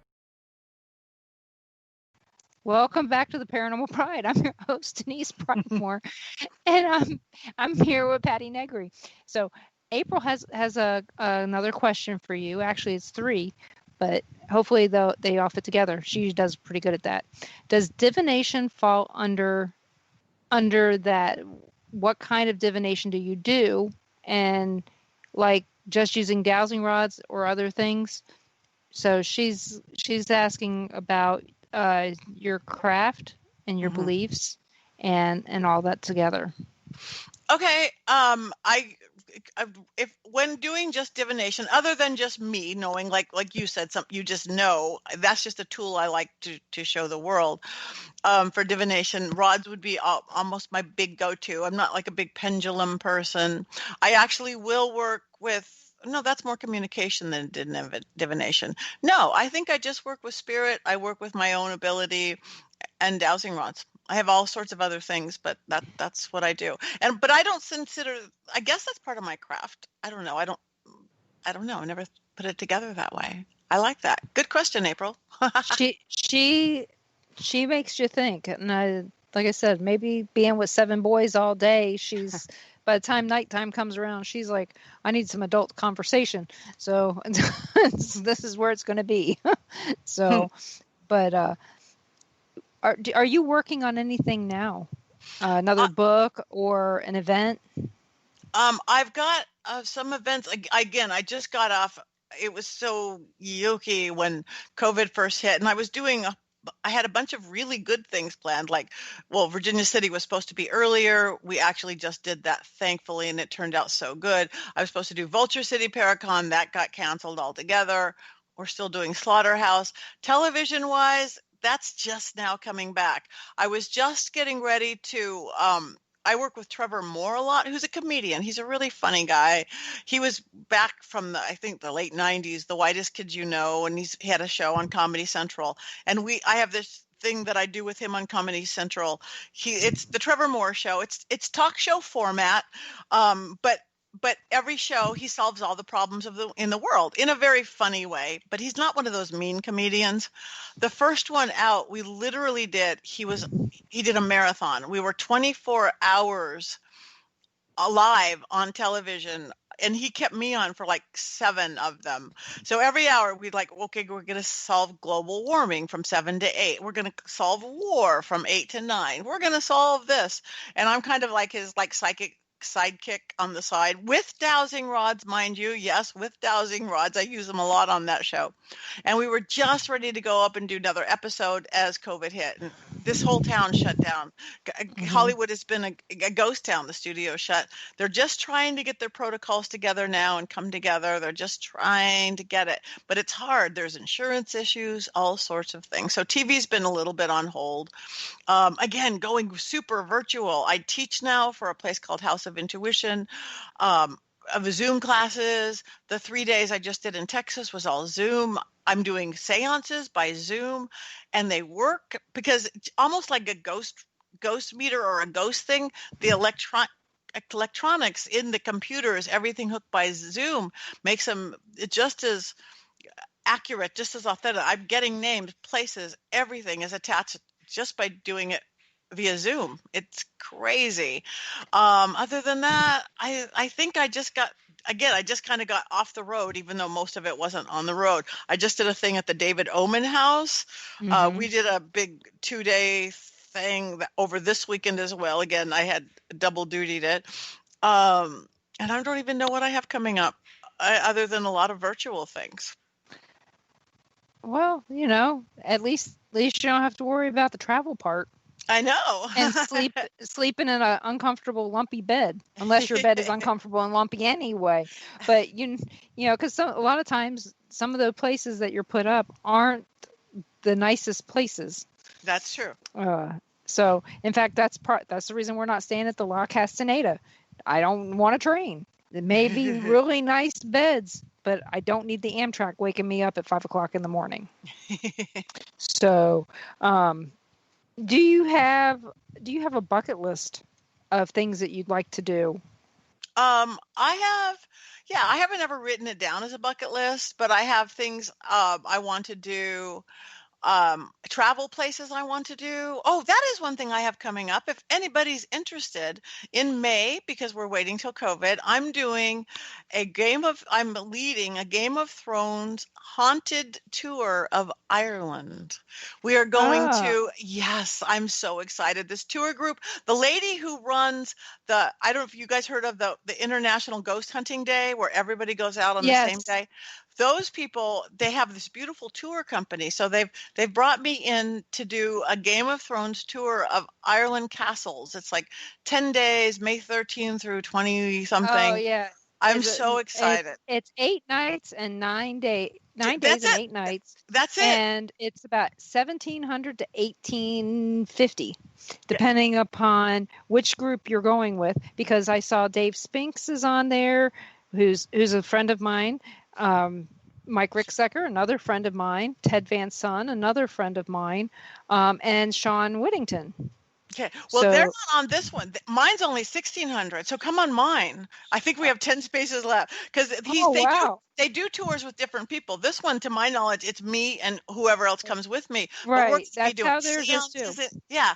So yeah, this one's 1,600, which is really great. And we're going to be sleeping in castles and in little villages, no Sheratons or anything like that, which makes me so happy.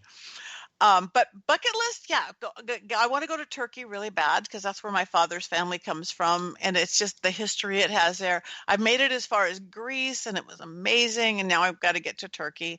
Paranormally wise, lots of places. Again, that's why I'm excited about Europe. I've done some France castles, and I did one from 1200. I have Genevieve Bugeaud at my seance table in a room that was built for seances in the year 1200. Got all these French ghosts, what I had to do a lot of deciphering. But I want to get more in Europe, that things are so much older than America. And in America, I want to get places back that I haven't been, to the east and to the south doing paranormal. I want to go to Gettysburg. I want to go to the Sally House, all these places that I've heard about and seen on TV for so long, but haven't got to yet. Well, I'll tell you, I grew up in Baltimore, so I got to go to Gettysburg before people talked about it being haunted, back in the 70s. And I have a cousin who has a house on Antietam. And, I also lived in New Jersey, so I used to go up to Garrett Mountain all the time when I was a kid. And I had no clue that was actually someplace that the famous people went to investigate a long time. Well, they never made it there, but that they were going to, and that was oh crap! I just went completely blank. So, but that's okay. But all these places that I've been, I never even thought about it before. About, hey, this is just my normal everyday life. This is what I live, and Edgar Allan Poe's house in Baltimore, big deal. No, I mean, I don't mean that sarcastic. It was a big deal. I could have went to jail. I broke in, but that was way back in 1977 as well, 77, 78. I shouldn't have been alone downtown in Baltimore. I was 13, Wow. but there's all these things that I've already done, but they're on my bucket list to do again. Right.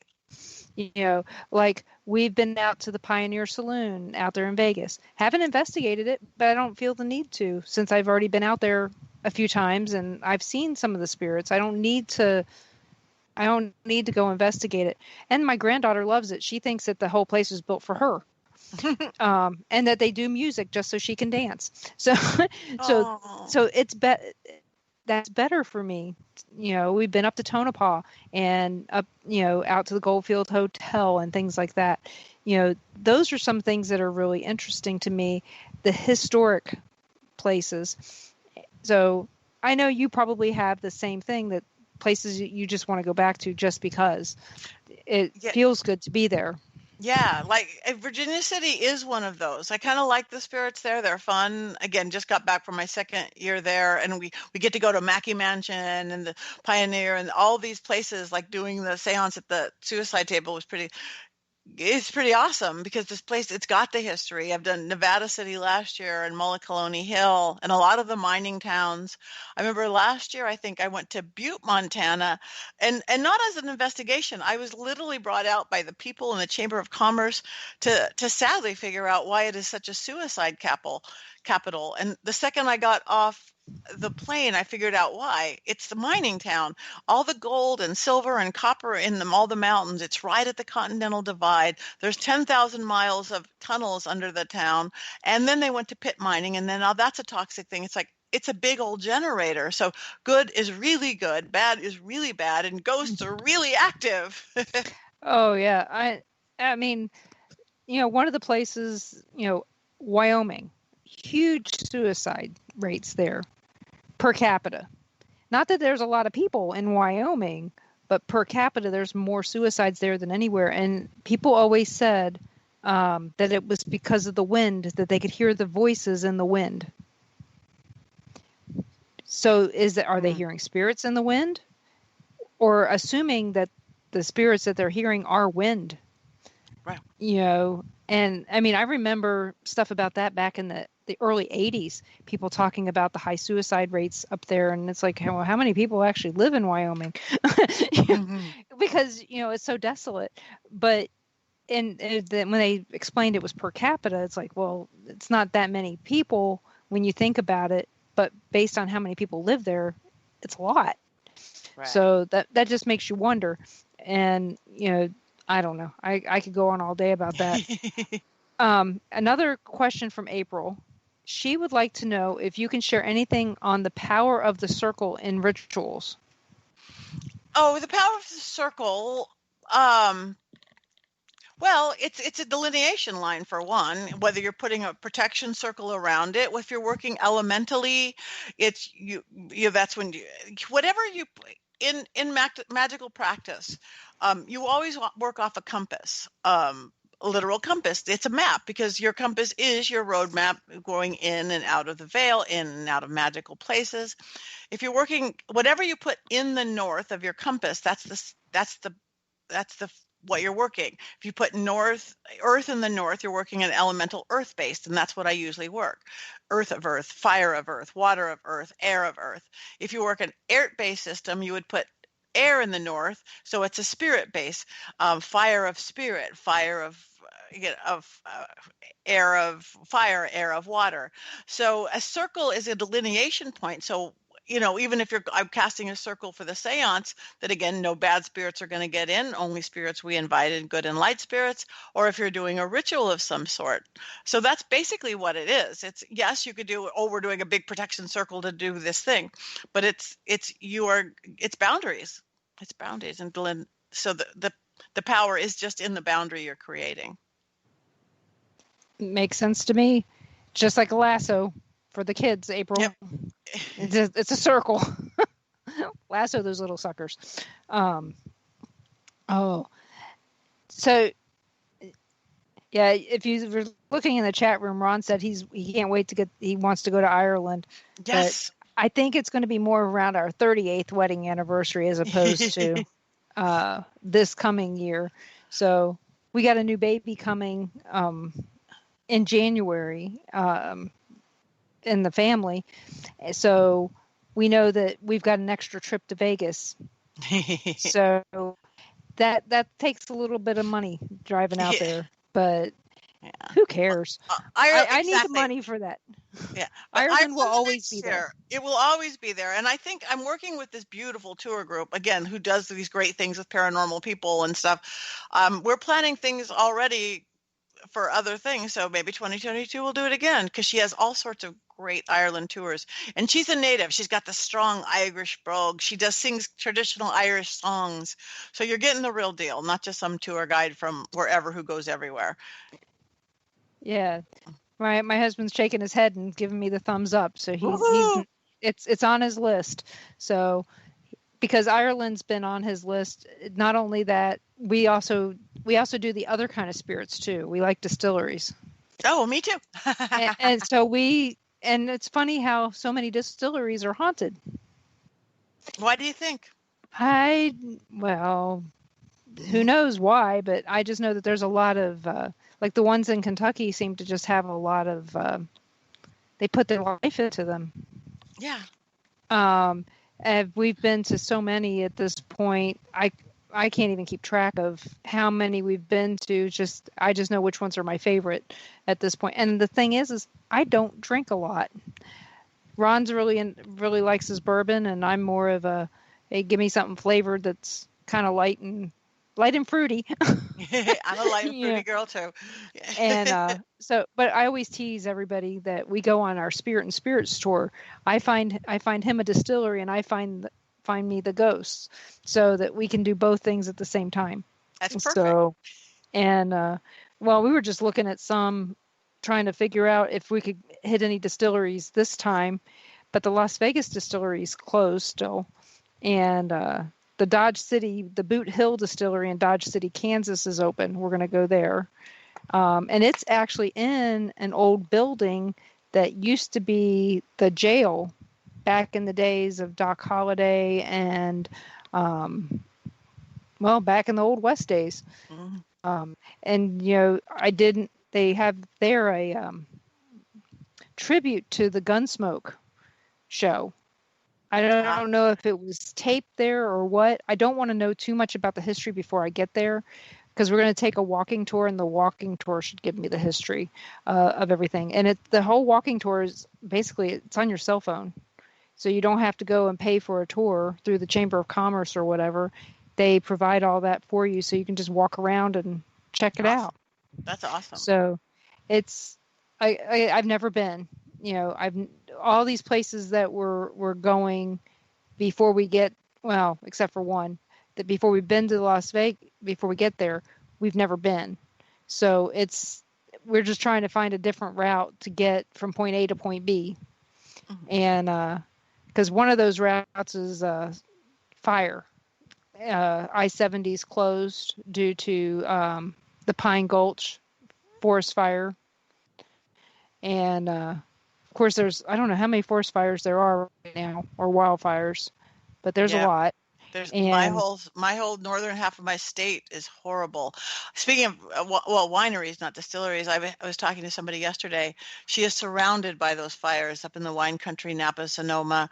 They're just, everybody's getting, it's terrible. Yeah, my daughter's husband's uncle lost his house up there 2 years ago in the fire. Yeah. and they were supposed to be moving back in this year. I don't know if they did. So I would hate to have, and they lost everything. I mean, they got out with just themselves and their dog. Wow. So it's sad.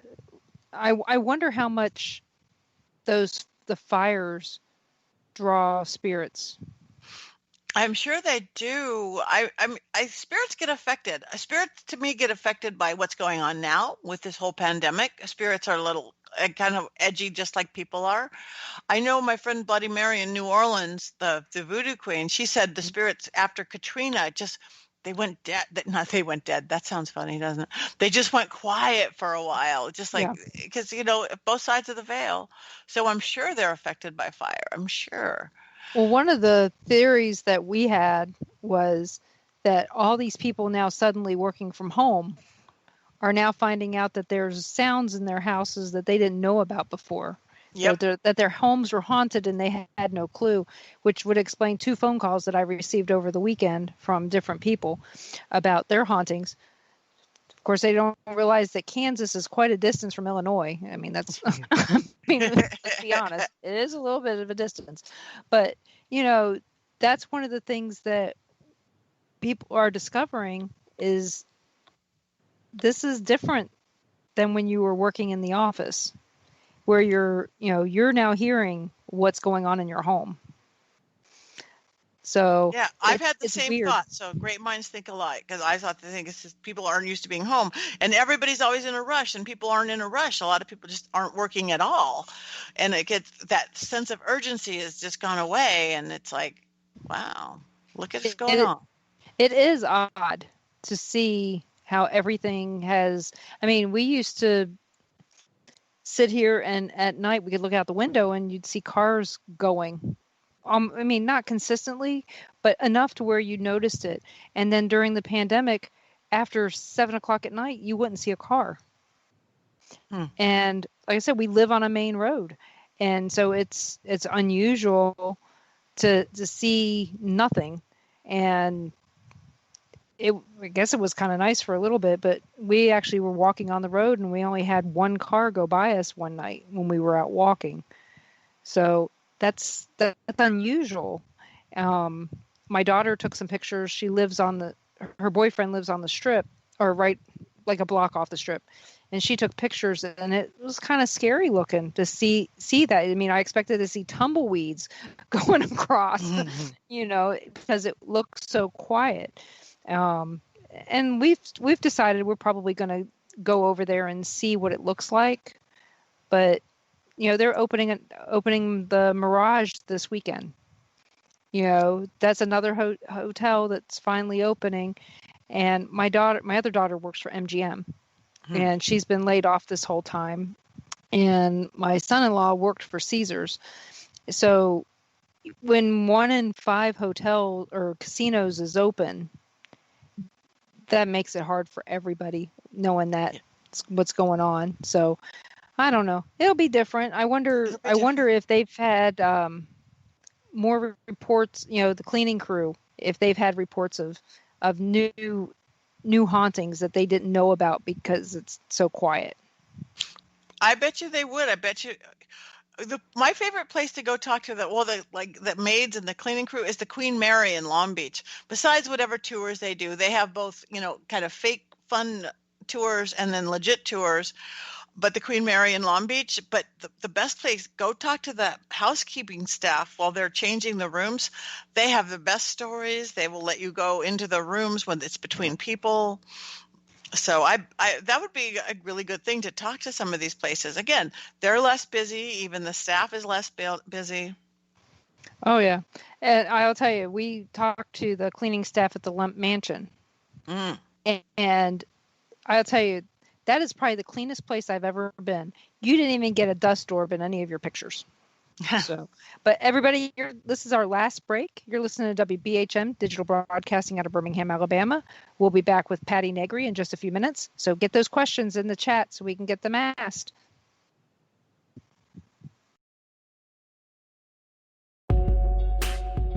You're listening to WBHM Digital Broadcasting, the best in paranormal talk, only on Paranormal Experience Radio, broadcasting live out of Birmingham, Alabama.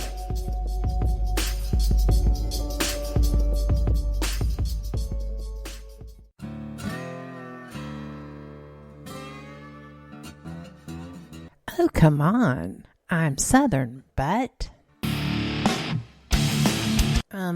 Nope. That'll do. Hello. I am Kat Hobson, host of Paranormal Experience here on WBHM Digital Broadcasting out of Birmingham, Alabama. I enjoy having guests from all areas of the paranormal, from ghosts to ufology to cryptids and beyond. You'll find some of the best researchers in their fields bringing you some great information. Join me on Wednesday nights from 8 to 10 p. Eastern here on WBHM Digital Broadcasting.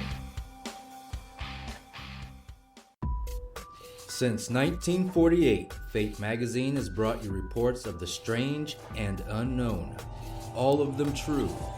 Fate Radio is carrying on that tradition, bringing you the unusual, macabre, strange, and bizarre. Join host Kat Hobson Sunday nights from 8 to 10 p.m. Eastern on WBHM Digital Broadcasting.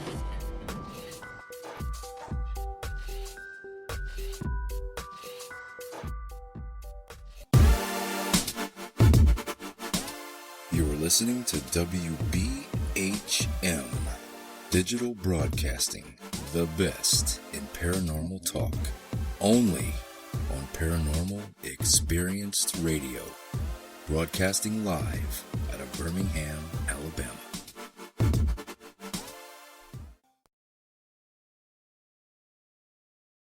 Welcome back to the Paranormal Pride. I'm your host, Denise Pridemore. My guest tonight is Patti Negri. And before we get much further, my husband had a question. He wanted to know when your tour was in May 2021.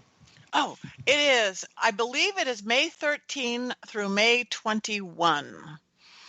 If I was really good at this, I would tell you what the exact website is to get there. But I know there's a Facebook page and they've been making all sorts of really great YouTube videos and stuff, but I think it's May 13 through May 21 of May 2021. I'm pretty sure we can find it. Okay. So, yeah, if I could multitask, I would go look for it now too, but I'm so bad at multitasking. No, you don't have to. We'll find it. Everybody can go out there and look for Haunted Tours of Ireland with Patti Negri and May 2021, and it should come right up in your Google search. So there, I took all the hard work out. Thank you.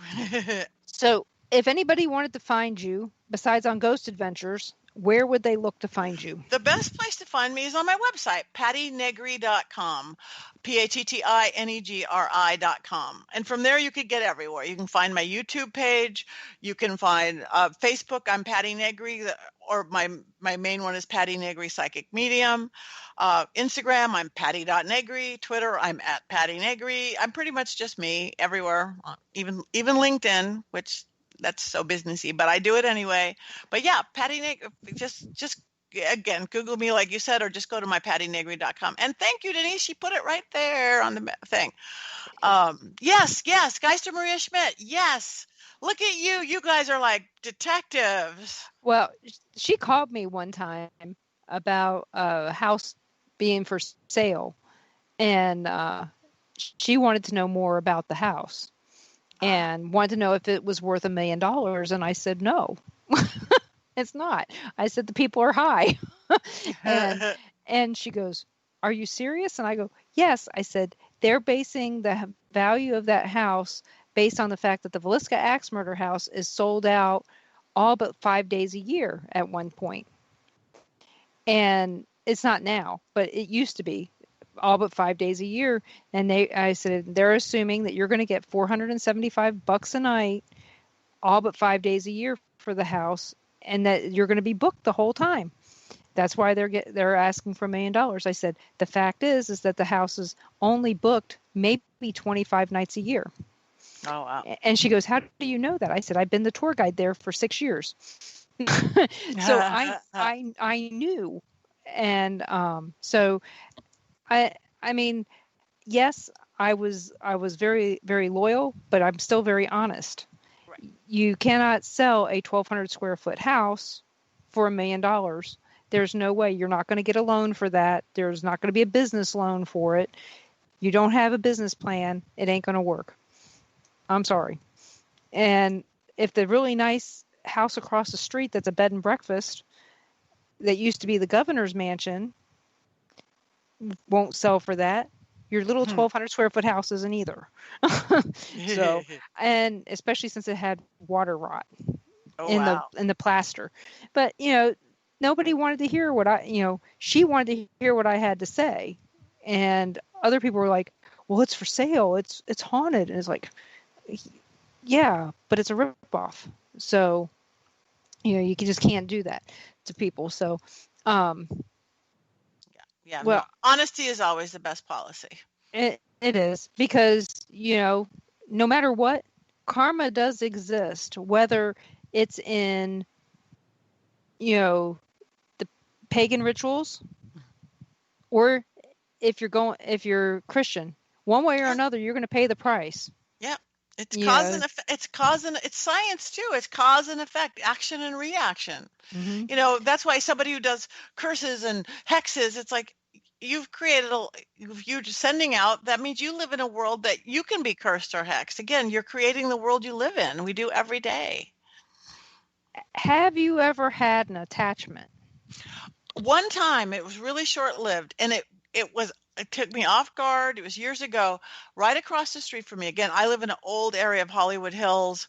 My house was built in 1920, old movie star houses. There's the big fancy houses, then the little writer's cabin. Across the streets where Frank Capra and Harry Cohn wrote It's a Wonderful Life. Next door is Mary Pickford's dressing room.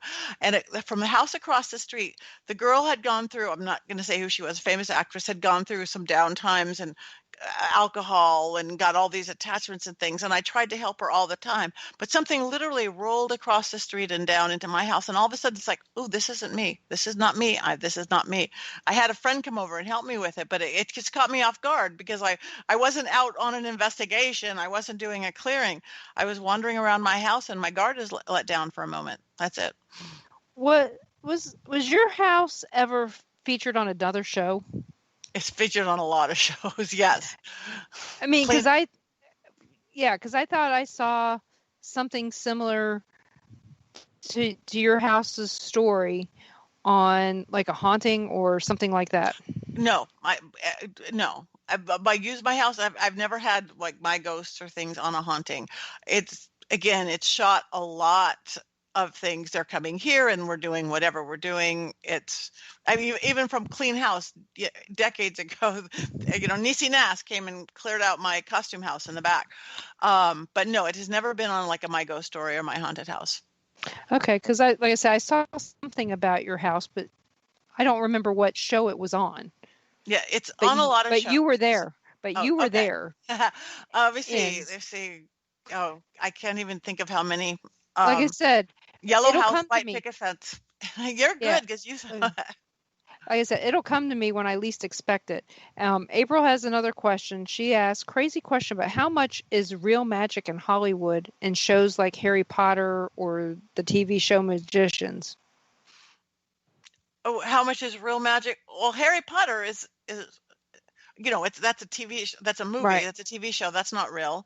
And stuff like Charmed and all that's not real. That's real magic, and magic like in magicians, regular magicians, not magic with a K the way I do it. Magic with a C, like rabbits out of the hat and stuff like Penn and Teller. That's real illusion. And they're using the word illusion more than magic to differentiate, which makes me very happy. Those are illusionists. There is no real magic, how they can float a body without anything and cut you in half. That's illusion, and it's an art versus, ooh, we're really doing this. And I love that trend in magic. But in real magic, I don't know. Again, anything that there's not that many. And one of my bucket list is to have a show where we do real magic, and it's again positive and empowering, and we're nothing. I've never ever allowed anything to be faked. I will not. I would not. And even doing other shows, even like from that very first one, we could say this and bring some smoke in. I'm going, no, we're not. I can't do that. My reputation is at stake. My integrity is at stake. So I don't know if that answers the question or not. Well, it's going to have to, I guess. How can you tell the difference between good magic and bad magic? You made an example earlier where you said, I want to find the love of my life, but no, I want Bob. But how do you know that if you don't know the difference between magic at all? Okay, there are many simple ways. Again, that sense of ethics and integrity and virtue. But other than that, you don't control anybody else, period. You don't control anybody else. You control you and your wife, your view. You put the spotlight on you. Here's a really good, but anybody else, you don't control, period. You control the world around you. Like, I got on to use magic. I like my kind of challenges. It's like, I got on because I was told I'd be dead at 50. So instead of like, no, I'm not going to be dead at 50 because of illnesses, I went, no, I'm going to get on at 50, the TV show Wipeout, the world's largest obstacle course, if anybody remembers that, the big balls. Mm-hmm. So I literally used my magic to beat over 70,000 people to be picked to be on that show. I didn't do anything like, oh, you're not going to win and you're not. I wished every girl and every guy good luck. I hope you make it. And that's true. But I put the extra spotlight on me. And then I go, oh, I did that. Okay, now what do I not do? I don't cook. So I'm going to get on Master Chef using magic. I didn't say, oh, you guys just over here, or again, you're not going to do it. You're not going to do it. It's the magic you put into yourself. So good magic is don't control anybody else in any way. And also anything that's fear-based or control-based, again, you're creating that world. Anything that's fear control-based, stay away from it. Make it love-based. Make it, abundance-based. That's good.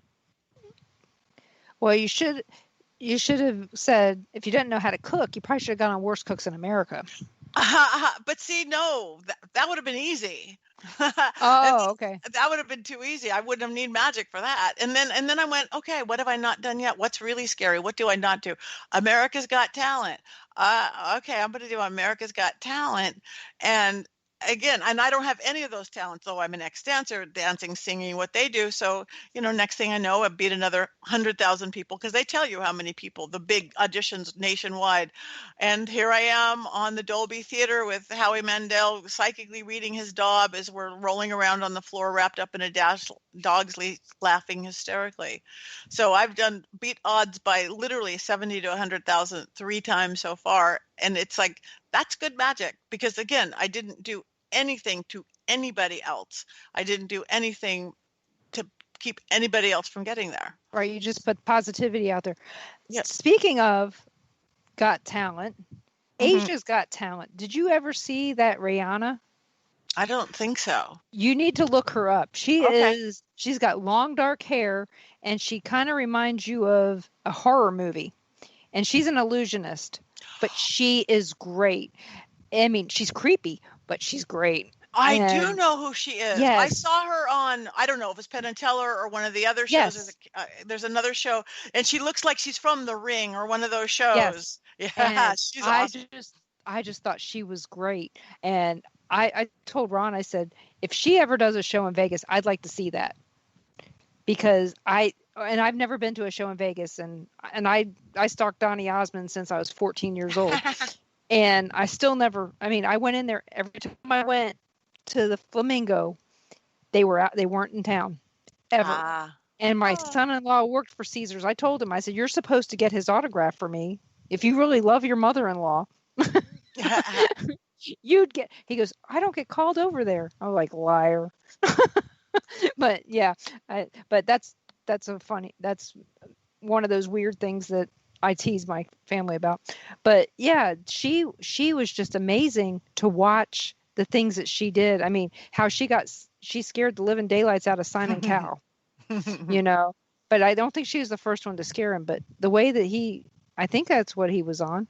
But I don't watch a lot of those reality shows. I happen to find that like on YouTube or something, but no, I don't watch those. I do watch the Worst Cooks in America every now and then, only because I want to see how bad somebody can scramble an egg. So are my scrambled eggs really horrible, or is it just you know, and I know I can cook because I just made a whole bunch of apple butter today and dehydrated some bananas. So I know I can cook. It's just, do I cook anything anybody really wants to eat besides the apple butter? That sounds good. Know. Oh yeah, people love it. They chase me down for it, but it's an easy gift to make. Just I probably shouldn't have done it today when it was like, what was it, 98 today, Ron? He came in and he goes, "This house is hot." So, but that's me. But you know, the kids wanted apple butter, and I don't want to be cooking it next week right before we leave. So, everybody, thank you so much for listening. I really appreciate you guys all coming to listen tonight. Patti, thank you so much for coming on. This has been so much fun and so relaxing for me to talk to you. Thank you. I have had a blast. Thank you for having me on. I wish you luck on your trip. I wish you luck on everything. And it's an honor to be here. So thank you, everybody, for listening. Everybody, please join in next Monday when my guest is Dave Giuliano. And, you know, it's the last show before Labor Day and our vacation. So make sure that you come and listen and see what's going on for the rest of the year. So I will talk to you all later. Have a wonderful week. You're listening to WBHM Digital Broadcasting out of Birmingham, Alabama. And thank you, and please come again.